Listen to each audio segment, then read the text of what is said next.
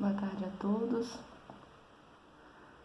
Estamos aqui mais uma tarde para estudarmos o Evangelho, como fazemos no solar, né? Só que agora virtualmente. E é com muita alegria que venho hoje trazer algumas palavras. Espero que seja de bom proveito para todos no momento em que nós estamos passando. Então, eu vou iniciar fazendo a nossa prece, né? E depois vou fazer a leitura do item de hoje.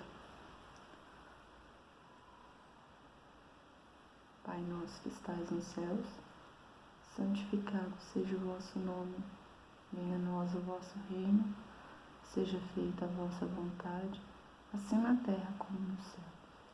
O pão nosso de cada dia dai-nos hoje, perdoa as nossas ofensas, assim como nós perdoamos a quem nos tem ofendido. Não nos deixe cair na tentação, livra-nos do mal, porque vosso é o reino, o poder, a majestade e a glória, para todo sempre, que assim seja. Ave Maria, cheia de graça, o Senhor é convosco. Bendita sois vós entre os anjos, bendito é o vosso amado Filho Jesus. Santa Maria, Mãe de Jesus, rogai a Deus por nós, filhos pecadores, encarnados e desencarnados, hoje, agora e sempre, assim seja.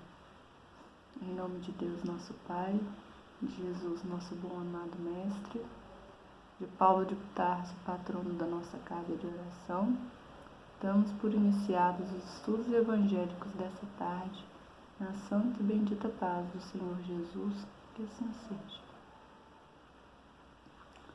Bom, vamos então ler. Hoje nós vamos estudar o capítulo 20, o item 1, capítulo 20, que é de título Os Trabalhadores da Última Hora, e vamos também estudar a pergunta 354 do livro Consolador.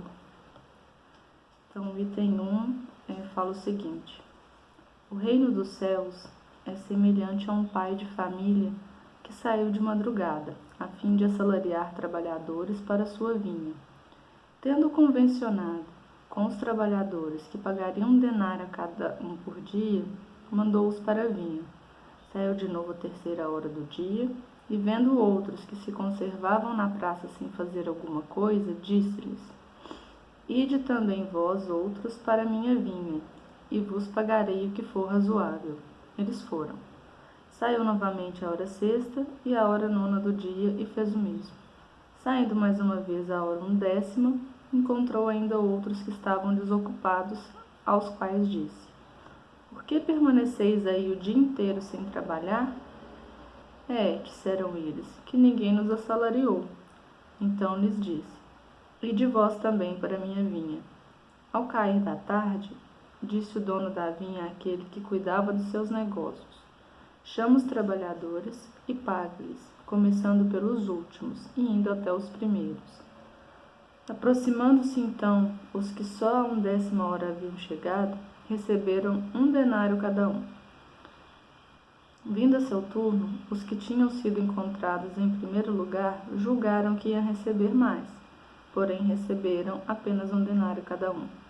Recebendo-o, queixaram-se ao pai de família, dizendo: estes últimos trabalharam apenas 1 hora, e lhes dás tanto quanto a nós que suportamos o peso do dia e do calor.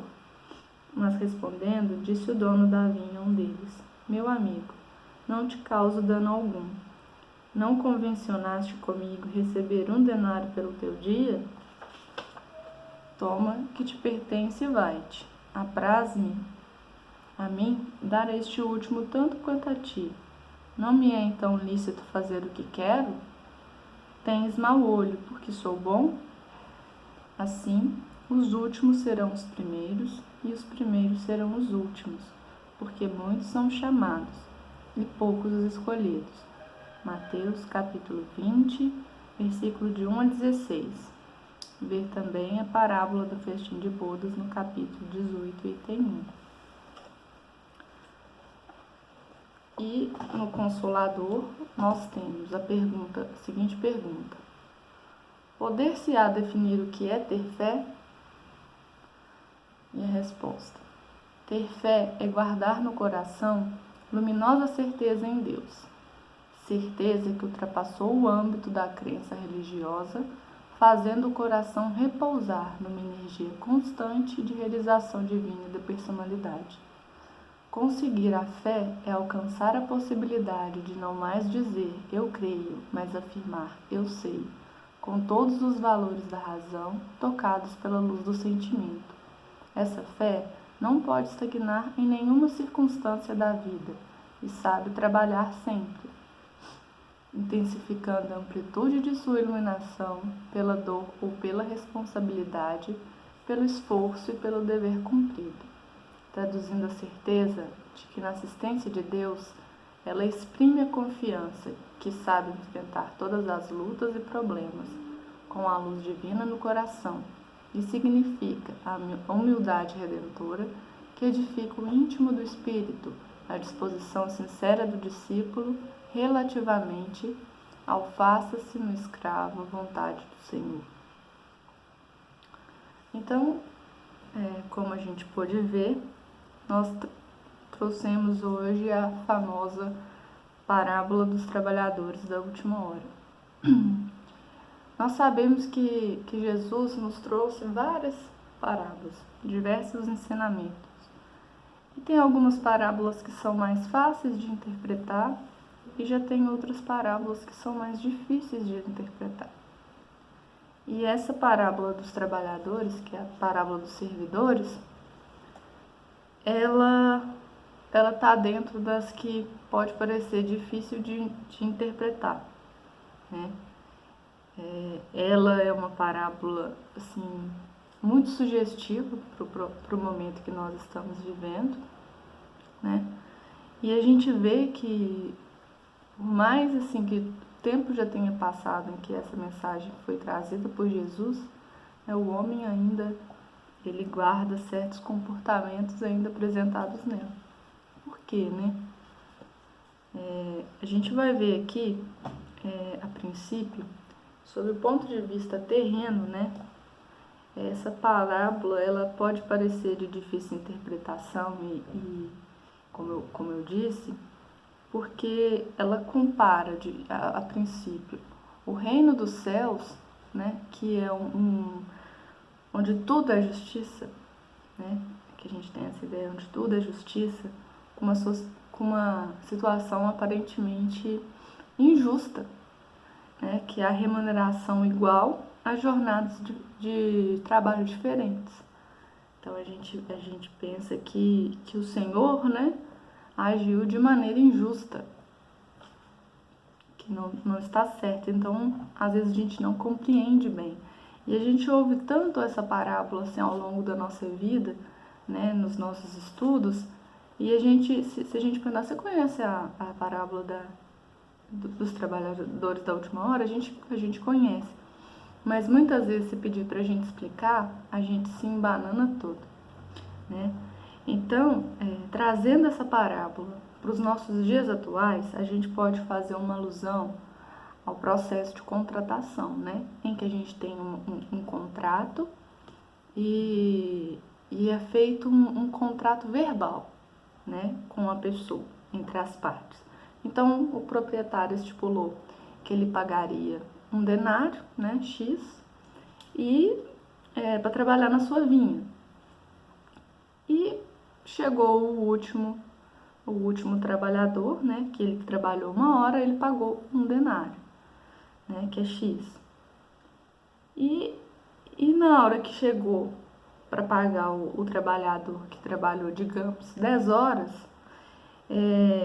esse que trabalhou 10 horas, ele acha justo, diante do que ele viu, ele acha justo ele receber 10 vezes mais, porque ele trabalhou 10 horas, né? E nós ainda somos assim. Nós ainda temos dentro da gente a mania, né? O costume de valorizar muito o nosso trabalho, de achar que a gente trabalhou demais, julgar o nosso trabalho mais valioso, né? a gente acha que a gente trabalha mais, que a gente está dando mais sangue. A gente tem essa tendência, né? E muitas vezes, diante disso, a gente desmerece o trabalho do outro. A gente desmerece o que o outro está fazendo, a gente acha que ele está fazendo menos e que a gente deveria ganhar mais e cada vez mais, né? E aí a gente também ainda tem uma cultura de acreditar que quem trabalha mais, quem faz mais horas, tem mais valor, né? Então por isso que muita gente está aí lotado de banco de horas nas empresas, né? Porque tá se mostrando um trabalhador árduo, e aí muitas vezes a empresa acaba jogando muito serviço para aquela pessoa e chega num ponto que a pessoa não consegue mais entregar a mesma qualidade de trabalho, né? Ela não consegue desempenhar um bom trabalho, ter resultados, porque ela já está acumulada de coisa que ela foi pegando aqui, foi pegando ali, para se mostrar um bom trabalhador, né?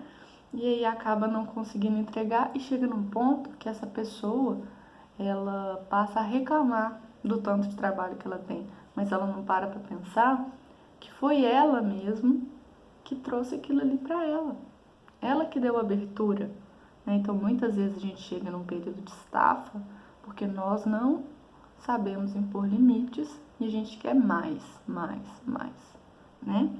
E para aquele colega de trabalho que não tem esse mesmo comportamento, que são colegas de trabalho que trabalham o suficiente ali, o que está contratado, né, que trabalha menos, a gente acha que ele não veste a camisa da empresa, que o trabalho dele, que ele é preguiçoso, que ele não é um bom trabalhador, né?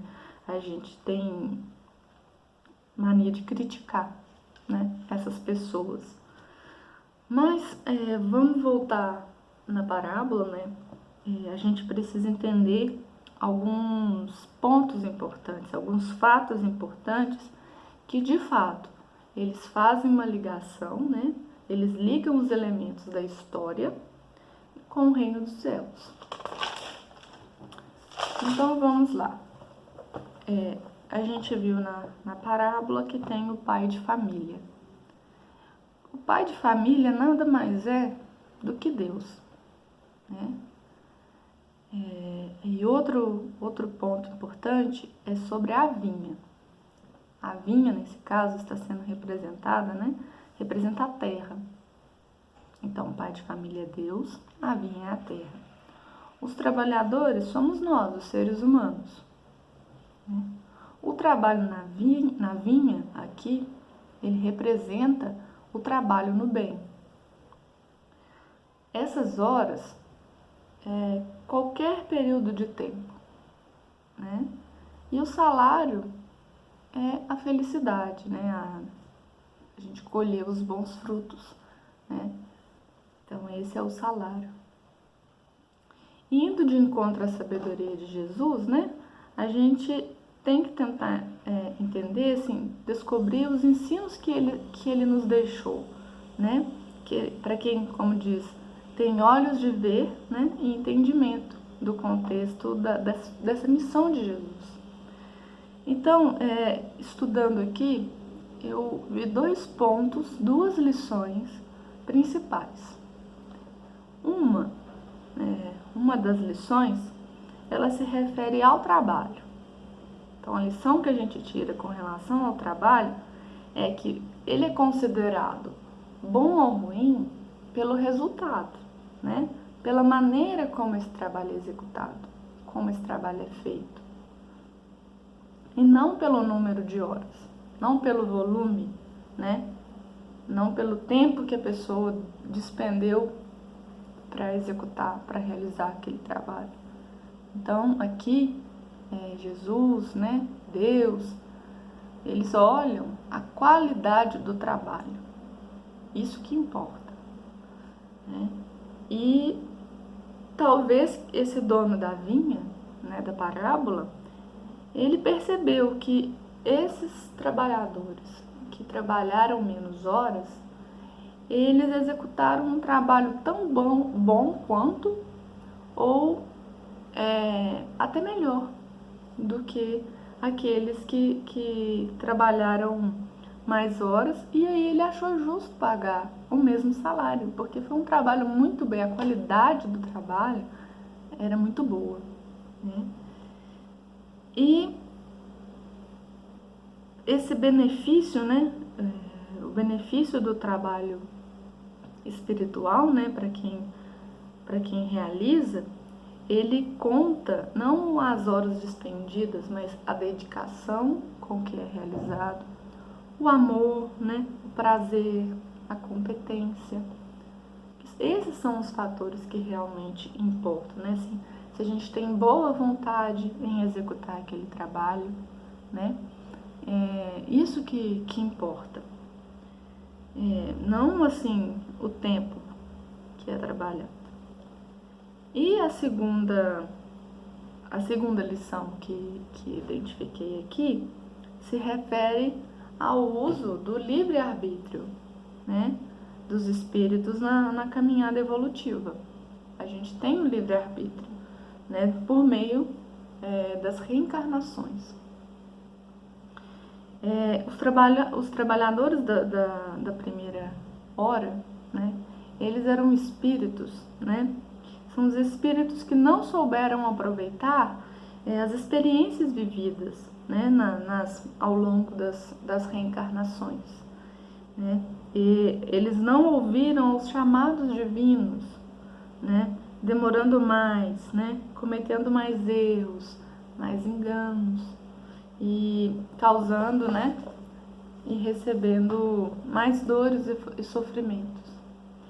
Já os que trabalharam menos horas, né, eles representam aqueles que souberam fazer melhor o uso do seu livre-arbítrio, né, aproveitando as experiências vividas, sendo mais sensíveis aos chamados divinos, né, eles tiveram um desenvolvimento em menor tempo, né, não provocaram tantos males, né, passando por menos dores, menos sofrimentos. Não que eles não passaram, eles passaram, mas com menos intensidade, né?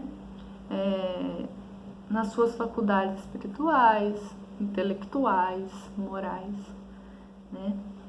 E também, ainda como é dito no Evangelho mais à frente, nos itens que se seguem, os obreiros, né, os trabalhadores que chegaram na primeira hora são os profetas, Moisés, né, aqueles que iniciaram, né, que marcaram o início do progresso, as etapas do progresso, né, eles continuaram também a ser desenvolvidos posteriormente ao longo dos séculos pelos apóstolos, pelos mártires, pelos pais da igreja, pelos sábios, pelos filósofos, né, até chegar aos espíritas, né, finalmente chegar aos espíritas. E os últimos chegados, que são os espíritas, né, esses últimos, eles aproveitaram o que foi feito, né, os labores dos seus predecessores, né, porque diz que o homem ele tem que herdar, né, do homem. Os trabalhos são colaborativos, né, os resultados são coletivos, porque Deus ama a solidariedade, né, Ele abençoa a solidariedade. Além disso, muitos desses predecessores, essas pessoas que foram participantes das primeiras horas, eles retornaram hoje, né? Eles fazem parte das pessoas que são os trabalhadores da última hora, porque eles retomaram, né? Eles reviveram hoje e ainda reviverão também para continuar o trabalho que eles iniciaram no tempo pregresso, né? Então, por meio da reencarnação, né, a gente tem essa possibilidade, né, de continuar um trabalho que foi iniciado numa vida anterior. E depois a gente tem também outro ponto importante, que é a hora do dia, né? Essa hora do dia indicada no texto, ela representa um período de evolução espiritual da humanidade. O tempo da reencarnação, né? Que ela pode acontecer em uma ou mais reencarnações. E aí vai de acordo com o grau de aprendizado que a gente teve na vida anterior e o que a gente está aprendendo nessa e assim por diante. À medida que o espírito vai evoluindo, ele vai tendo as devidas reencarnações, né? E as suas atuações no mundo para trazer o progresso, para ajudar nessa luta, né? Para trazer o progresso. E aí, a gente tem que guardar certos pontos, assim, não desanimar, né? Porque a gente precisa escutar o chamado, né? Que Deus nos chama em diversos momentos, são vários os momentos em que Deus nos chama a sua vinha, e muitas vezes a gente para no tempo. A gente tem desânimo, a gente tem preguiça, né? E principalmente nós espíritas, a gente tem uma responsabilidade muito grande diante disso tudo, porque, como diz, né? Muito será cobrado a quem muito foi dado. Então a gente, por meio dos estudos e tudo mais, a gente tem conhecimento. A partir do momento que a gente tem conhecimento, nós somos cobrados. Enquanto nós somos ignorantes às coisas, aos fatos, ao porquê de certos acontecimentos, a gente é menos cobrado. Mas a partir do momento que a gente tem conhecimento, que a gente sabe que a gente tem que agir no bem, né? Que a gente sabe que não é somente ler assim, trivialmente, a gente precisa estudar, a gente precisa correr atrás, a gente precisa praticar aquilo que a gente aprende, né? Transmitir ao outro o nosso aprendizado, né? Compartilhar aquilo que a gente sabe, né? Para juntos, né? Porque tem pessoas que ainda não estão em condições de irem sozinhas, gente. E aí a gente muitas vezes critica essas pessoas, né? Sendo que o que a gente deve fazer é dar a mão e irmos juntos, né? E ajudar essas pessoas a evoluírem também, a atingirem um grau de evolução maior, né? Com base naquilo que a gente sabe. E aí, nesse ponto, a gente tem que confiar muito em Deus, que Deus, ele está à frente de tudo. Jesus, né? Que é o governador do nosso planeta, ele está no leme, então ele está conduzindo, né? A gente vai passar por sofrimentos, a gente vai passar por problemas, fases difíceis como essa que nós estamos passando agora, mas a gente precisa confiar, acreditar de que tudo vai dar certo, né? Que a gente vai conseguir atingir o nosso objetivo um dia. Mesmo que a gente tenha que reencarnar de novo. Mas a gente não pode cair no erro de acreditar assim, falar assim, ah não, eu não vou fazer agora. Eu vou ter mais outra vida. Na outra vida eu faço isso. Não estou a fim de fazer isso agora, a gente fica preguiçoso, né? Porque dá trabalho, assim, na nossa visão, dá trabalho a gente se dedicar, a gente ter que, às vezes, nos privar de certas coisas, trocar, por exemplo, uma festa, um passeio, uma viagem, um encontro, para estudar, para ir numa casa espírita, para ir numa igreja, para ir num culto, né? Isso é difícil, né, da gente atuar no bem, às vezes pra gente é visto como penoso, né? A gente tem um pouco de preguiça disso, né? E aí a gente acaba fazendo como aqueles outros, né? Permanecendo no erro, né? E esquecendo de acordar que nós estamos na última hora. A gente sabe que a gente está num momento de transição, né, do planeta.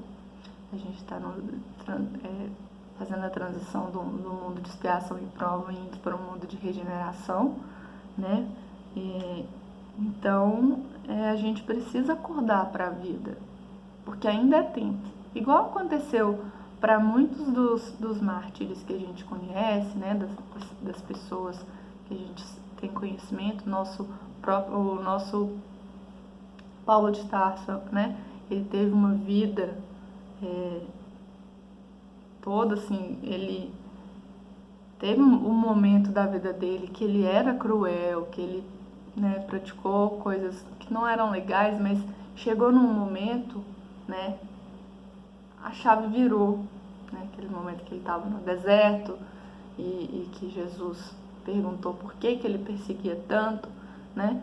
Então ali a chave virou e ele começou a agir no bem e fez uma obra maravilhosa, né? Então a gente precisa dessa virada de chave também na nossa vida, né? Aprender que a gente precisa